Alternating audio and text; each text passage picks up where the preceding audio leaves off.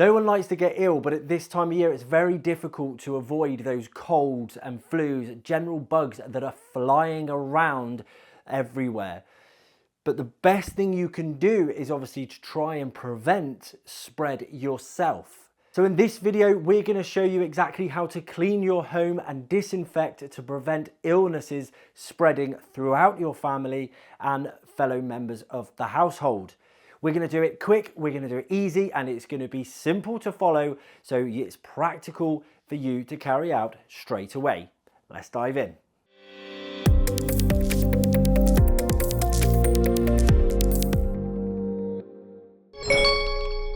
You need to remember that the steps start straight away. So as soon as anyone is ill, you need to do these steps from the get-go and right the way through.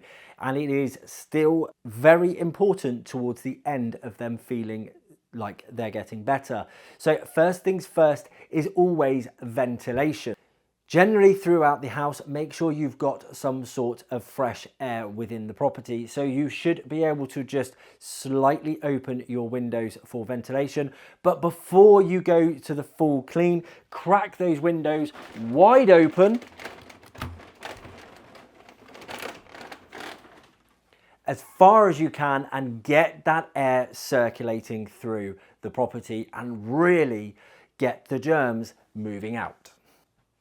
This will also help the surfaces dry quicker when we start cleaning. There's an important fact coming very soon and you're going to have to keep watching to find out what that is. But crack your windows open 10 to 15 minutes before you start cleaning is perfect. Next, we are removing anything that is contaminated. Pick up those dirty tissues and put them in the bin. However, a great expert tip: while someone is ill, get yourself a little waste bin. Make sure it's got a bag in it and make sure it's by their side at all times. When they blow their nose, straight in the bin. You pull up the bag, you tie the knot, it gets disposed of, rather than leaving them dotting around. Now don't get me wrong, I've got 2 young children myself. It's easier said than done when it's the little ones that are ill. Let's be fair, they just seem to drop everything at the best of times. But if you can do that, it's a great, great time saver and a real improvement. Now we need to focus on high touch points. Now this is something that we have to do in commercial premises on a daily basis, whether people are ill or not. That's because it does really reduce the spread of diseases. And remember in the COVID, everyone was cleaning everything all the time. And unfortunately, we're only a few years on and a lot of those lessons have already been forgotten. Get yourself some surface disinfectant. You want to make sure that it will kill the most of the diseases. You can get a couple of different ones. There's lots of products on the market. We have recently done a review of the Astonish range. If you want to see that video, click the link above to go out and check out their products. And they do 2 very good products in all fairness. They do the antibacterial surface cleanser and they also do the linen fresh disinfectant. They do this in a concentrate and a ready to use form. Both of these products work very, very well, as you will see if you check out that review video.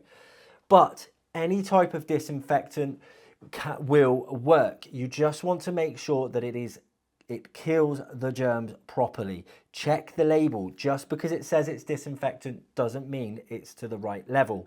We're going to stick with the antibacterial one today, and I'm going to show you a couple of things. Remember, you need to think of those touch points that everyone touches. So, door handles, when they come in, make sure you're giving it a good spray.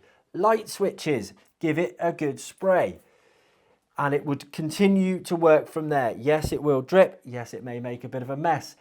But what else do people touch without realizing? This bit is twofold. Number 1, you have to clean, then you have to disinfect.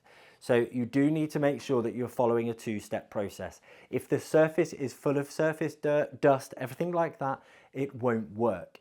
You have to make sure that you are doing it frequently and often to get the best results. Now, one full, thorough clean will work, but little and often is so much better.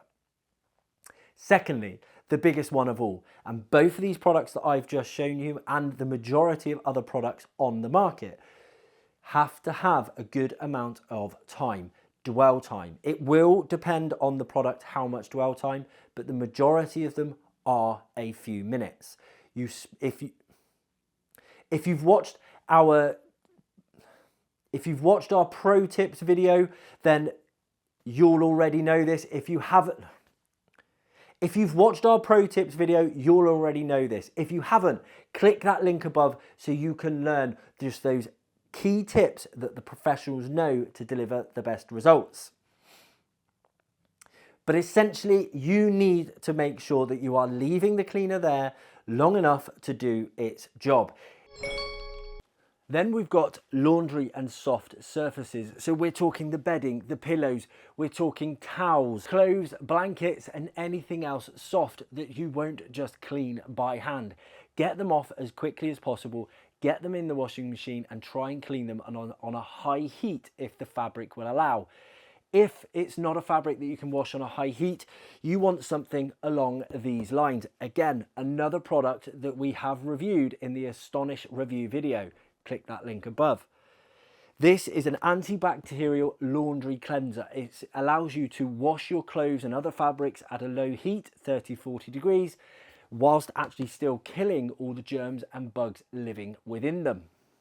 If you're inclined to, you can always use a fabric-safe sanitizer. These products are usually a spray product that allows you to do so as and when. So if your son, for example, is not very well and you want to just prevent that spread throughout the house, make sure he's using his own towel, make sure he's using his own blanket. If he's on the soft furnishings, you can spray it over. If he's downstairs and wants to sit on the sofa, snuggle up, you could potentially spray the sofa afterwards. A bit extreme, but if you've got something really important to do and you don't want to catch those germs, it might just very well be needed. And as soon as he's feeling better or they're out the door and off to school, whatever it might be, strip all that off and clean it thoroughly as described.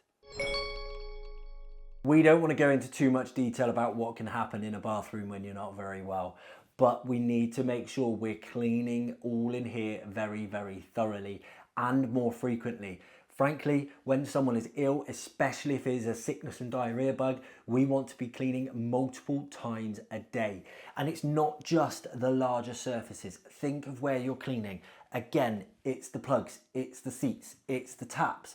It's all of those bits that you're actually going to clean. And to make sure that your cleaner has that disinfectant properties. Clean, so this is just a general bathroom cleaner, which I would clean all of this with, shower screen, shower handles, all of it, and then use the disinfectant like we did before. Get the towels out, hand towels, get them out, get people using them themselves. Now, we talked about soft furnishings and your towels, but what about the cloths that you're cleaning with?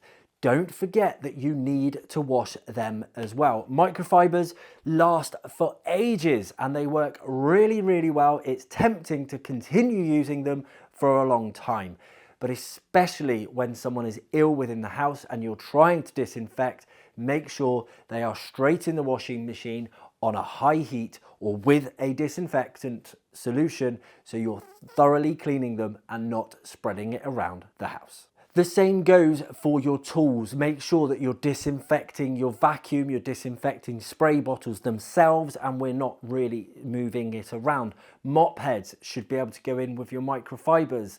Your buckets will need disinfecting. You can always just fill it up and let it disinfect that way.